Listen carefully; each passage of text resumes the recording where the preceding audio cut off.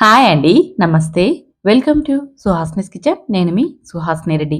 ఈరోజు మన కిచెన్‌లో simple and tasty egg pulao రెసిపీని చేసి చూపించబోతున్నా. చాలా తక్కువ టైంలో చాలా రుచిగా ఈ పులావ్‌ని ప్రిపేర్ చేసుకోవచ్చు. ఇంటికి ఎవరైనా అతిథులొచ్చినప్పుడు లేదా మనం వీకెండ్స్‌లో డిఫరెంట్‌గా ఏదైనా ట్రై చేయాలనుకున్నప్పుడు ఒకసారైతే ఇలా ట్రై చేయండి. చాలా చాలా టేస్టీగా ఉంటుంది. వంట రాని వాళ్ళైనా సరే లేదా ఇలాంటి రెసిపీస్ ఎప్పుడు చేయని వారైనా సరే ఈజీగా తయారు చేసేసుకోవచ్చు. చాలా చాలా తక్కువ టైంలో చాలా రుచిగా ఉండే ఈ ఎగ్ పులావ్‌ను మీరు కూడా ఒకసారైతే తప్పకుండా ట్రై చేయండి. తర్వాత టేస్ట్ ఎలా వచ్చిందో కామెంట్ చేయండి. ముందుగా అయితే ఈ రెసిపీని ఎలా ప్రిపేర్ చేసేసుకోవాలో వీడియోలో చూసేసేయండి. దీనికోసం మిక్సీ గిన్నె తీసుకొని అందులోకి 4 పచ్చిమిర్చి చీలికలు, 10 దాకా వెల్లుల్లి రెబ్బలు, 2 ఇంచుల అల్లం, అలాగే కట్ చేసుకున్న ఒక ఉల్లిపాయ, కట్ చేసుకున్న ఒక టమోటా, కొద్దిగా పుదీనా తరుగు, అలాగే కొద్దిగా కొత్తిమీర తరుగును వేసేసుకొని ఇదంతా కూడా మెత్తని పేస్ట్ లాగా గ్రైండ్ చేసి పక్కన పెట్టుకోవాలి. ఇప్పుడు స్టవ్ మీద మనం పులావ్ చేసుకోవడానికి అనువుగా ఉండే ఒక బౌల్‌ని పెట్టేసేసుకొని, అందులోకి కొద్దిగా నెయ్యిని వేసుకోవాలి. ఒకవేళ మీరు కావాలంటే నెయ్యి ప్లేస్‌లో ఆయిల్‌నైనా వేసేసుకోవచ్చు. అలాగే ఇందులోకి ఒక బిర్యానీ ఆకు, కొద్దిగా షాహీ జీరాని కానీ, సోంపుని కానీ వేసుకోండి. తర్వాత అది చిటపటలాడుతున్నప్పుడు కట్ చేసుకున్న ఒక ఉల్లిపాయని, కట్ చేసుకున్న 4 పచ్చిమిర్చి చిలికల్ని వేసేసుకొని బ్రౌన్ కలర్ వచ్చేదాకా వేయించుకోవాలి. ఉల్లిపాయ బాగా మగ్గిన తర్వాత కట్ చేసుకున్న ఒక టమోటాను కూడా వేసేసుకొని, టమోటాను కూడా సాఫ్ట్‌గా అయ్యేంత వరకు మగ్గించుకోవాలి. చూడండి టమోటా సాఫ్ట్‌గా అయిపోయింది కదా! ఇప్పుడు మనం ఇందులోకి ఇందాక గ్రైండ్ చేసి పెట్టుకున్నాం కదా! పుదీనా, కొత్తిమీర, పచ్చిమిర్చి, అల్లం, వెల్లుల్లి ఇవన్నీ వేసి ఆ పేస్ట్‌ని ఇందులోకి వేసేసుకొని, ఇదంతా కూడా బాగా కలుపుతూ దాదాపు 10 నిమిషాల పాటు బాగా ఫ్రై చేసేసుకోవాలి. అప్పుడే మనకి ఇదంతా పచ్చి వాసన పోయి మనకి దగ్గర పడుతుంది. చూస్తున్నారుగా ఈ విధంగా మనకి మసాలా అంతా కూడా బాగా ఫ్రై అయిపోయి, ఇలా కలర్ చేంజ్ అయిపోతుందనమాట. మనం ఫ్రై చేస్తున్నప్పుడు గ్రీన్ కలర్‌లో ఉంది కదండీ! చూడండి ఫ్రై అయిపోయాక కాస్త ముదురు రంగుకి మారింది కదా! ఈ విధంగా బాగా ఫ్రై చేసేసుకోవాలి. అప్పుడే టేస్ట్ చాలా బాగుంటుంది. మనకి ఫ్రై అవుతున్నప్పుడు ఆయిల్ సెపరేట్ అయిపోయిందంటే బాగా ఫ్రై అయిపోయినట్టు. ఇప్పుడు ఇందులోకి ఒక స్పూన్ దాకా గరం మసాలాని వేసుకోండి. అలాగే రుచికి సరిపడా ఉప్పును కూడా వేసి ఈ మసాలానంతా మరొకసారి బాగా కలిసేలాగా కలుపుకోవాలి. ఇలా గరం మసాలాని కూడా ఒక నిమిషం పాటు ఫ్రై చేసేసుకొని, తర్వాత ఇందులోకి ముందుగానే ఉడికించి, పొట్టు తీసి శుభ్రంగా కడిగి, ఘాట్లు పెట్టుకున్న ఎగ్స్‌ని ఇందులోకి వేసుకోవాలి. ఇలా ఎగ్స్‌కి ఘాటు పెట్టుకోవడం వల్ల మసాలా అంతా కూడా ఎగ్స్‌కి లోపలి దాకా బాగా స్పైసీ అంటుతుందనమాట. అందుకని ఘాట్లు పెట్టేసేసుకోండి. ఒక 3 లేదా 4 చోట్ల ఘాటు పెట్టుకుంటే సరిపోతుంది. ఇప్పుడు ఈ ఎగ్స్‌కంతా కూడా మసాలా అంటేలాగా బాగా కలిపి, మూత పెట్టి లో ఫ్లేమ్‌లో 5 నిమిషాల పాటు మనం ఈ ఎగ్స్‌ని ఉడికించుకోవాలి. ఈ మసాలాలో ఎగ్స్‌ని 5 నిమిషాల పాటు ఉడికించుకోవడం వల్ల ఎగ్స్ అనేది తినేటప్పుడు చప్పిడిగా లేకోకుండా మనకి స్పైసీగా వస్తాయి.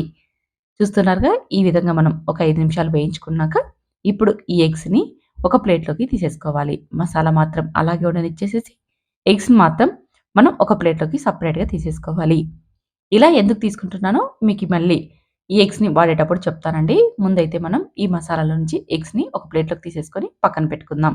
మిగిలిన మసాలాలోకి 30 నిమిషాల ముందే నానబెట్టుకున్న బియ్యాన్ని నీళ్లు లేకోకుండా వంపేసేసుకొని ఇందులోకి వేసుకోవాలి. బియ్యం నానబెట్టుకునేటప్పుడే శుభ్రంగా 2 సార్లు కడగాలి.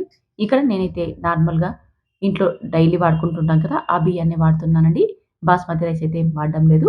మీరు కావాలంటే ఆ ప్లేస్‌లో బాస్మతి రైస్‌నైనా వాడుకోవచ్చు. ఈ బియ్యాన్ని మసాలాలో ఒక 5 నిమిషాల పాటు లో ఫ్లేమ్‌లో ఫ్రై చేసేసుకోవాలి. తర్వాత ఇందులోకి 2 కప్పుల నీళ్ళని వేసుకోవాలి.